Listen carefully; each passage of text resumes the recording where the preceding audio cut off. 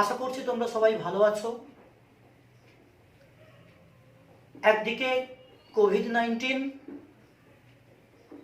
অন্যদিকে ঘূর্ণিঝড় আমফানের তাণ্ডব। দুয়ে মিলে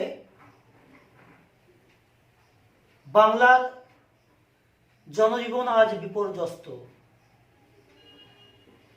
তারই পাশাপাশি পরিযায়ী শ্রমিকদের ঘরে ফেরা এবং করোনার প্রাদুর্ভাব, আমরা আজ ঘরে বসে তোমাদেরকে শিক্ষাদান করছি। তোমরাও নিজেদের অনুশীলন চালিয়ে যাচ্ছ। সবাইকে এই জীবন সংগ্রামে অবতীর্ণ হওয়ার কারণে ভবিষ্যতে আমরা যে কত কিছু শিখছি এবং শিখব তার কোনো সীমানা নেই। স্যার চার্লস ডারউইন বলেছিলেন, সার্ভাইভাল অব দ্য ফিটেস্ট, যোগ্যতম ব্যক্তির যোগ্যতমরাই পৃথিবীতে বেঁচে থাকবে। তোমরা প্রমাণ করো তোমরা যোগ্য, এবং আমি জানি সর্ব অংশেই তোমরা তা প্রমাণ করবে। তোমাদের সকলের উত্তরোত্তর শ্রীবৃদ্ধি কামনা করে আমি শশাঙ্ক স্যার বাংলার পাঠশালায় তোমাদেরকে পড়াবো গাছের কথা প্রবন্ধের অষ্টম শ্রেণীর পাঠ্য গাছের কথা প্রবন্ধের প্রশ্ন উত্তর। আজ আমি তোমাদের গাছের কথা প্রবন্ধ থেকে প্রশ্নোত্তর আলোচনা করব। বড় প্রশ্ন। এর আগে আমি দুটো ক্লাস করেছি। একটি ক্লাসে বাংলা ভাষায় কেন বিজ্ঞান চর্চা করা হয়, করার প্রয়োজন তা নিয়ে আলোচনা করেছি, এবং আরেকটি ক্লাসে গাছের কথা প্রবন্ধের পুরো বিশ্লেষণ দিয়ে লাইন ধরে ধরে পড়ে তোমাদেরকে আলোচনা করে বুঝিয়ে দিয়েছি প্রাবন্ধিক আসলে কি বোঝাতে চেয়েছেন, এবং সেই সঙ্গে গাছের কথা প্রবন্ধের অতি সংক্ষিপ্ত প্রশ্নের উত্তরও আলোচনা করেছিলাম। আজ আমি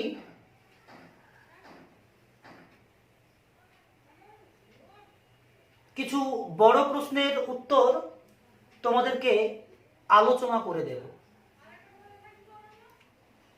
তোমরা খাতা কলম নিয়ে প্রস্তুত হও এবং এগুলো খাতায় তুলে নেবে, তোমাদের জন্য খুব প্রয়োজন।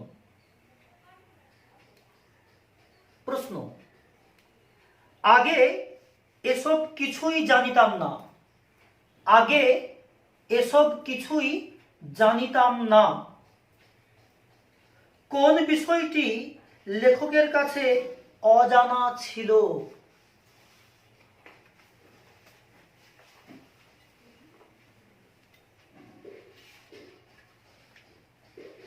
অ্যান্সার: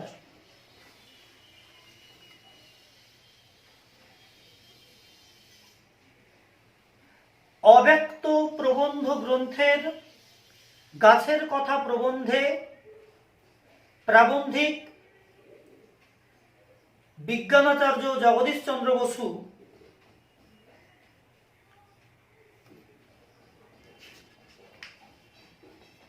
আগে এসব কিছুই জানিতাম না অংশটি লিপিবদ্ধ করেছেন।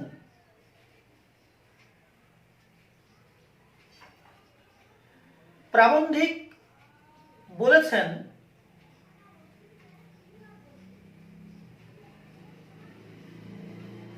গাছেদের যে জীবন আছে, গাছগুলি যে কোনো কথা বলে না,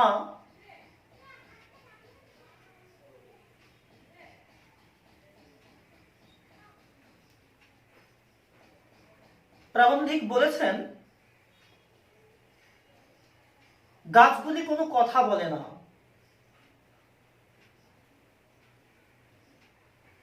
তাদের যে একটা জীবন আছে সেটাও তিনি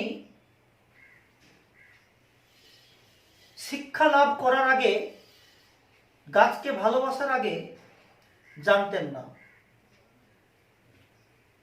আর কি জানতেন না? গাছ আমাদের মতোই, অর্থাৎ জীবেদের মতোই, জীব সমাজের মতোই আহার করে, দিন দিন বাড়ে। প্রাবন্ধিক এইসব বিষয়েই আগে কিছু জানতেন না।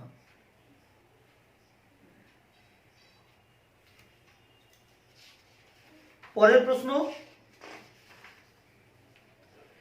ইহাদের মধ্যেও তাহার কিছু কিছু দেখা যায়। কাদের কথা বলা হয়েছে? তাদের মধ্যে কি লক্ষ্য করা যায়?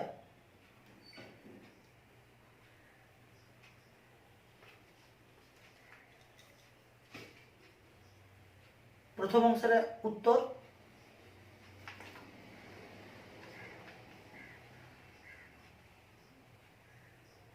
প্রাবন্ধিক বিজ্ঞানাচার্য জগদীশচন্দ্র বসু অব্যক্ত প্রবন্ধ গ্রন্থের গাছের কথা প্রবন্ধে ইহাদের বলতে গাছেদের কথা বলেছেন। তাদের মধ্যে কি লক্ষ্য করা যায়? পরবর্তী পাঠের কোশ্চেন।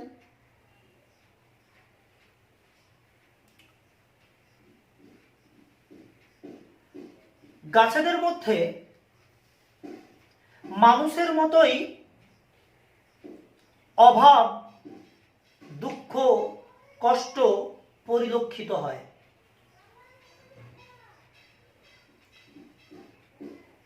গাছেরাও জীবন ধারণ করার জন্যে সর্বদা ব্যস্ত থাকে।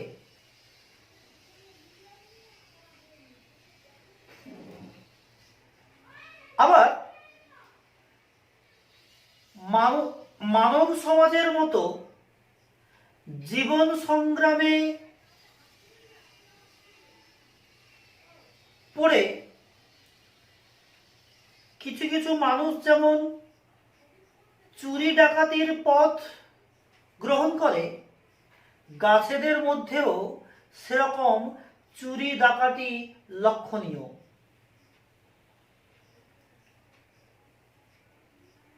মনুষ্য সমাজে যে সকল সদ্গুণ পরিলক্ষিত হয়,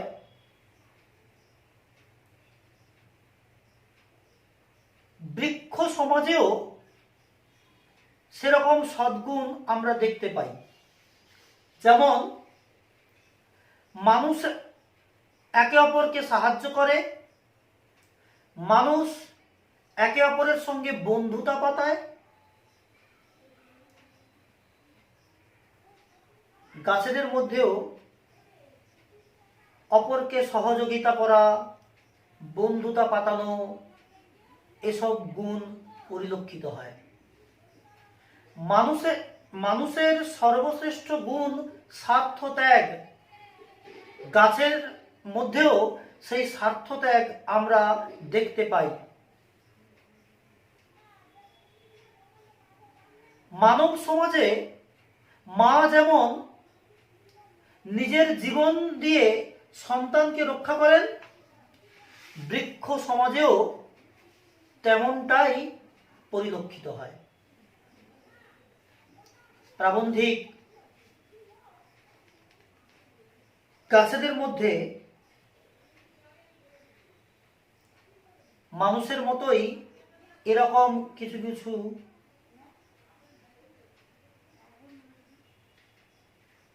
বৈশিষ্ট্য লক্ষ্য করেছেন। পরের প্রশ্ন, গাছের জীবন মানুষের ছায়া মাত্র, লেখকের এমন উক্তি অবতারণার কারণ বিশ্লেষণ করো। গাছের জীবন মানুষের ছায়া মাত্র, লেখকের এমন উক্তি অবতারণার কারণ বিশ্লেষণ করো। বাংলা ভাষায় বিজ্ঞান চর্চা করতে গিয়ে বিজ্ঞানাচার্য জগদীশচন্দ্র বসু অব্যক্ত প্রবন্ধ গ্রন্থ লিখেছিলেন। এই প্রবন্ধ গ্রন্থের গাছের কথা প্রবন্ধে বিজ্ঞানাচার্য বলেছেন, গাছের জীবন মানুষের জীবনের ছায়া মাত্র।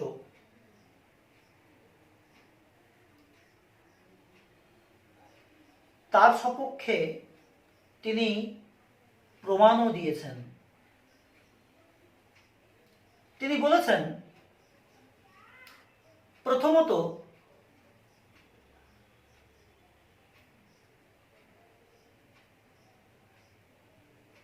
মানুষের মতো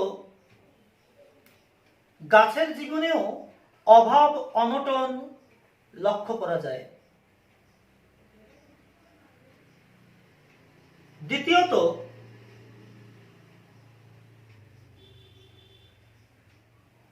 মানুষের মতো গাছকেও জীবন ধারণ করার জন্যে সদা সর্বদা ব্যস্ত থাকতে হয়। দ্বিতীয়ত জীবন সংগ্রামে যোগ্য হওয়ার জন্যে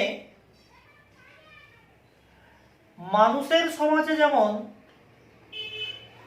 কিছু মানুষ চুরি ডাকাতি করেন, গাছেদের মধ্যেও তেমন বৈশিষ্ট্য লক্ষ্য করা যায়। চতুর্থত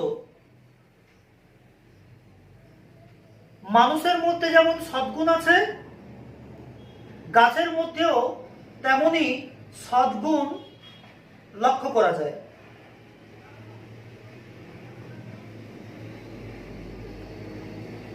মানুষ যেমন একে অন্যকে সহযোগিতা করে,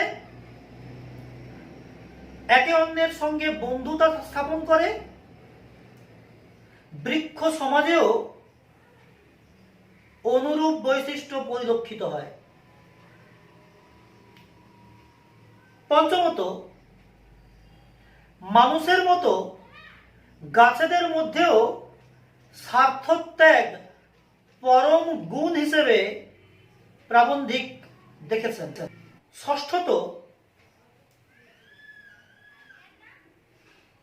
সন্তানের জীবন ধারণের জন্য মানুষের সমাজে মা যেমন তার জীবন উৎসর্গ পর্যন্ত করতে পারেন, গাছের মাও তেমনটাই করেন। এই সমস্ত বৈশিষ্ট্যের মধ্যে দিয়েই আমরা বুঝতে পারলাম গাছের জীবন মানুষের জীবনের ছায়া মাত্র।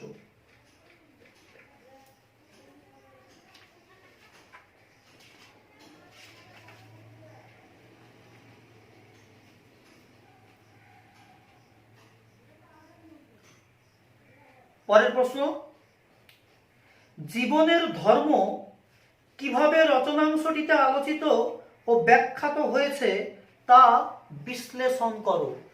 জীবনের ধর্ম রচনাংশটিতে কিভাবে আলোচিত ও ব্যাখ্যাত হয়েছে তা বিশ্লেষণ করো।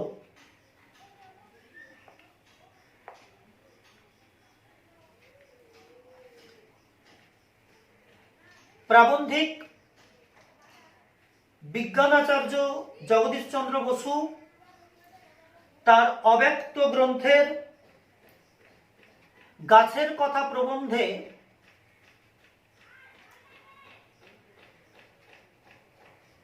জীবনের ধর্ম সম্পর্কে আলোচনা করেছেন। যুগপৎ গাছ ও মানুষের জীবনের ব্যাখ্যা করে।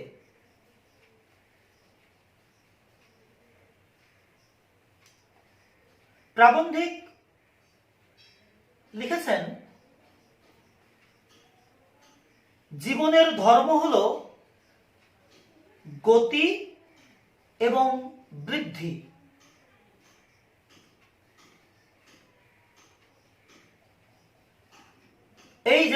এই ধর্ম শুধুমাত্র জীব সমাজে নয়, উদ্ভিদ সমাজেও পরিলক্ষিত হয়।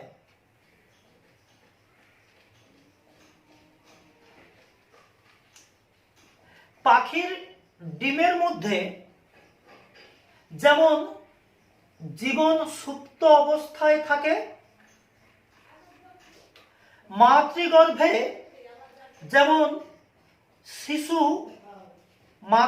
যেমন ভ্রূণ সুপ্ত অবস্থায় থাকে, ঠিক একই রকম ভাবে উদ্ভিদের জীবনও বীজের মধ্যে সুপ্ত অবস্থায় থাকে। উত্তাপ পেলে ডিম থেকে পাখির ছানা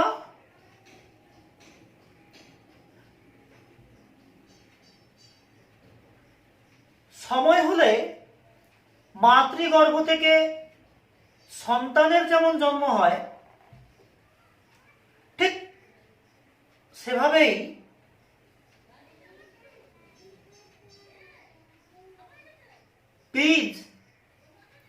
বীজের মধ্যে উত্তাপ, মাটি ও জলের স্পর্শ এলে বীজ থেকে বৃক্ষ শিশুর জন্ম হয়।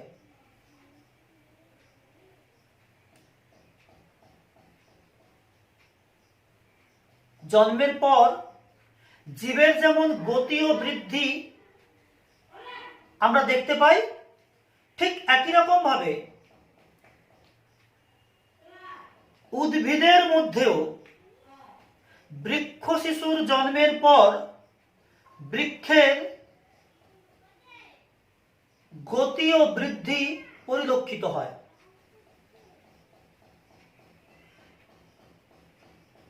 তবে প্রাণীদের মধ্যে যেমন আমরা গতি খুব দ্রুততার সঙ্গে দেখতে পাই, গাছের গতি ততটা দ্রুততার সঙ্গে ঘটে না।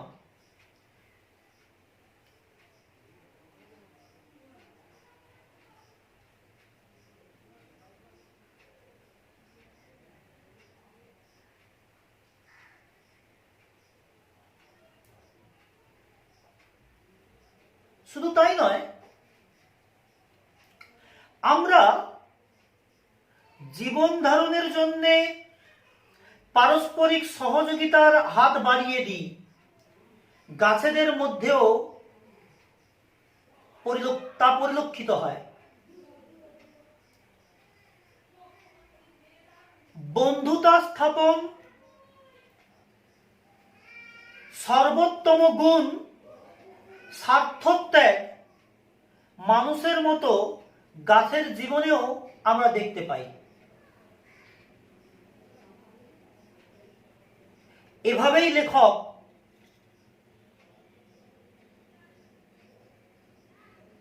গাছের কথা প্রবন্ধে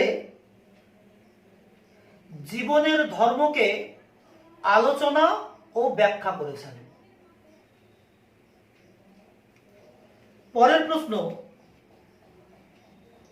নানা উপায়ে গাছের বীজ ছড়াইয়া যায়, উপায়গুলি পাঠ্যাংশ অনুসরণে আলোচনা করো।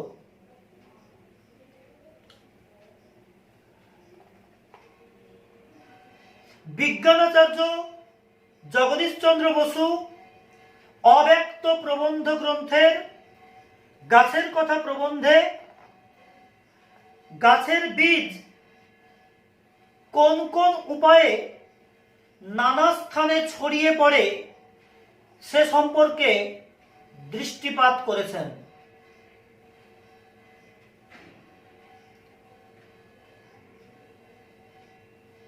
প্রথমত, বাতাস এক স্থান থেকে অন্য স্থানে গাছের বীজ ছড়িয়ে দেয়।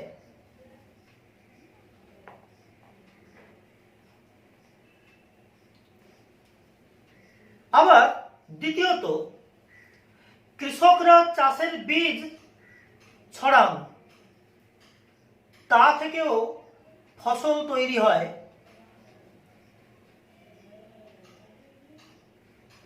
সেই ফসল থেকে ফল খেয়ে পাখিরা বীজ এক অন্য স্থানে নিয়ে গিয়ে ফেলে।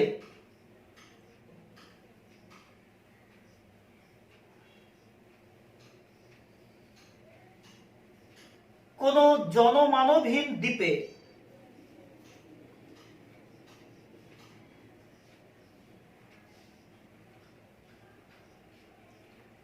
এইভাবে বাতাস, পাখি এবং মানুষ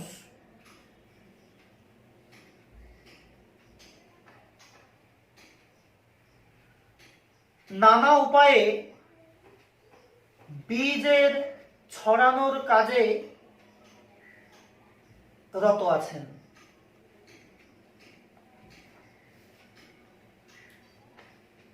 পরের কোশ্চেন, লেখক তার ছেলেবেলার কথা পাঠ্যাংশে কিভাবে স্মরণ করেছেন তা আলোচনা করো।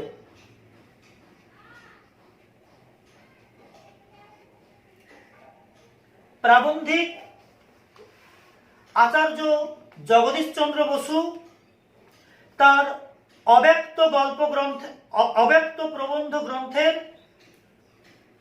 গাছের কথা প্রবন্ধে তার শৈশব স্মৃতি সম্পর্কে আলোচনা করেছেন।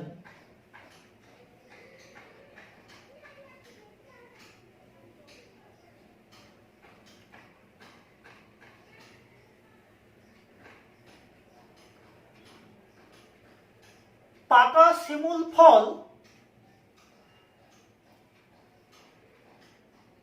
রৌদ্রে ফেটে যায়, আর তারপর তার ভেতর থেকে বীজ তুলোর সঙ্গে বাতাসে ওড়ে।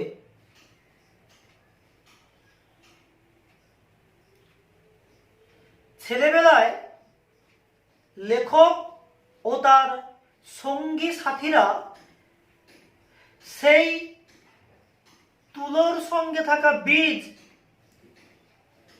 ধরার জন্যে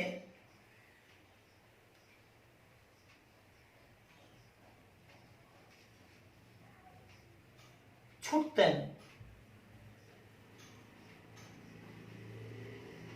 যেহেতু বাতাসের সঙ্গে তুলো এবং বীজ ভেসে বেড়ায়, তাই ধরবার চেষ্টা করেও লেখকরা ধরতে পারতেন না।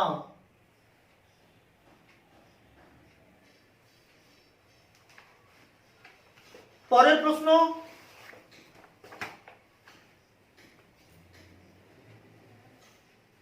পৃথিবী মাতার ন্যায় তাহাকে কোলে লইলেন।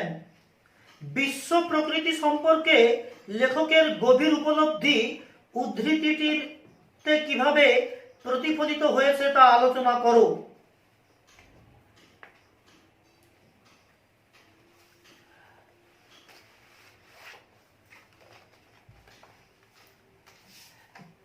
বিজ্ঞানাচার্য, প্রাবন্ধিক ও দার্শনিক জগদীশ চন্দ্র বসু তার অব্যক্ত প্রবন্ধ গ্রন্থের গাছের কথা প্রবন্ধে বিশ্ব প্রকৃতি সম্পর্কে গভীর উপলব্ধি উপস্থাপন করেছেন।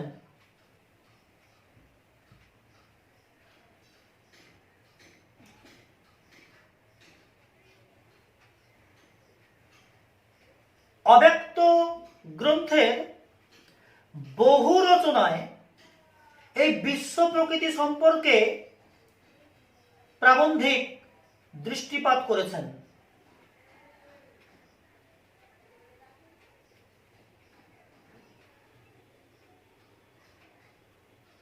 গাছের কথা প্রবন্ধ তার ব্যতিক্রম নয়।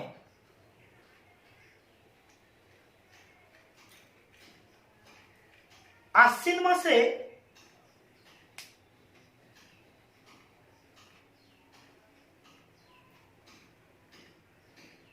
কোন বীজ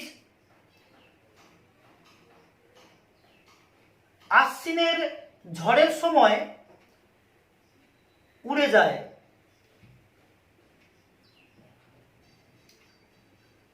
আর তা উঠতে উঠতে এমন এক নির্জন জায়গায় গিয়ে পড়ে, লোকচক্ষুর অন্তরালে নির্জন জায়গায় গিয়ে পড়ে, কেউ নির্জন জায়গায় গিয়ে পড়ে, তা সৃষ্টিকর্তা ছাড়া আর কেউ বুঝতে পারেন না।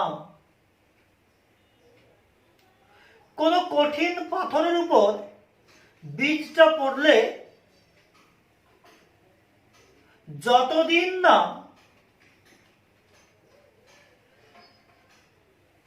মাটি এবং জলের সংস্পর্শ পাচ্ছে, ততদিন ধরিত্রী মা সযত্নে ওই বীজটিকে লালন পালন করেন।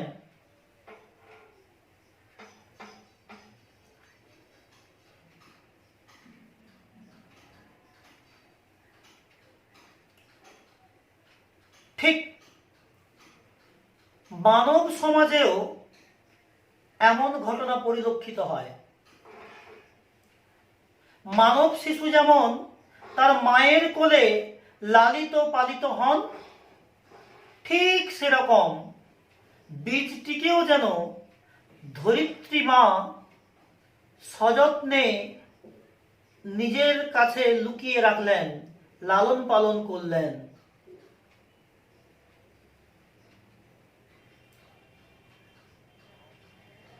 মানুষের মা যেমন যে কোনো বাধা বিপত্তি থেকে তার সন্তানকে বাঁচায়, ধরিত্রী মাও ওই বীজটিকে শীত, গ্রীষ্ম, বর্ষার হাত থেকে বাঁচান। ক্রমে